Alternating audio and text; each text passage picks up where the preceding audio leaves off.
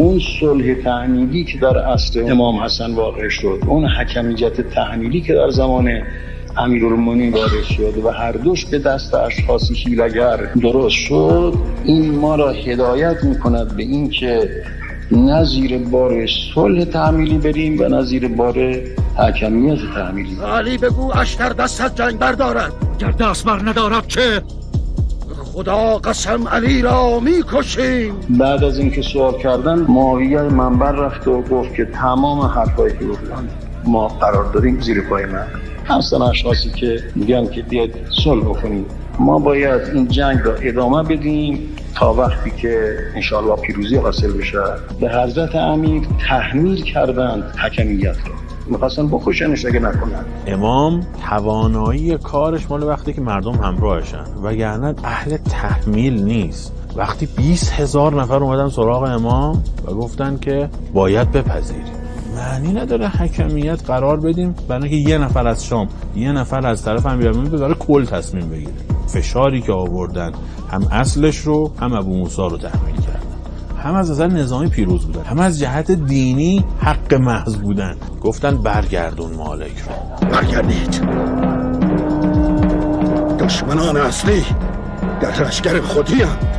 رفیق، یعنی ما 2-3 هزار تا آدم تو کوفه نداشتیم از علی دفاع کنن تا مالک کارو تموم کنه. ما 6,000 نفر فقط شرطة الخمیس داشتیم توی کوفه.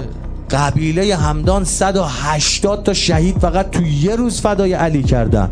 اینا پا شدن بعد حکمیت اومدن پیش مولا، گفتن آقا ما تازه فهمیدیم خرابکاری کردیم، پاشید ما میخوایم جبران مافات کنیم. آقا فرمود دیگه دیر شد. بعد یه سال بعد نوامیس همین قبیله رو از دل یمن شما میبینید معاویه یکی یکی غارت میکنه میبره بازار برده فروشای شام میفروشه. امیرالمؤمنین رو شکست دادن. لوس نشیم ما، خودی ها هممون رو تسلیم دشمن میکنن. خطاهایتان را 1000 جهات جبران نمی کنن. لذا کلمه نفاق کجا میاد؟ فرمود من لم یقص و لم یحدث به نفسه ما تعالی شعبة من نفاق. کسی که جنگ نکرده باشه تو زندگیش، جهاد نکرده باشه و آرزوی جهاد نداشته باشه، منافق. مهمترین علامتشون همینه که اینا هیچ وقت روحیه جهاد با دشمن رو چیه نداره. همش سازش، کنار اومدن، امتیاز دادن، زدن تو سر خودیا. اینه که امام زمان خانه نشین میشه، 1190 سال آواره میشه، مال نفاق.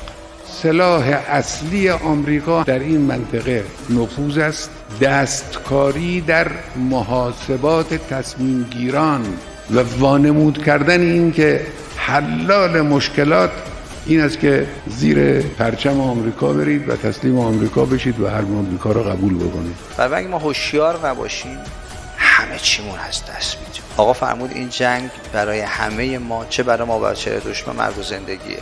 حالا حواسمون رو باید جمع بکنیم که ما باید الان چه نقشی رو بازی بکنیم.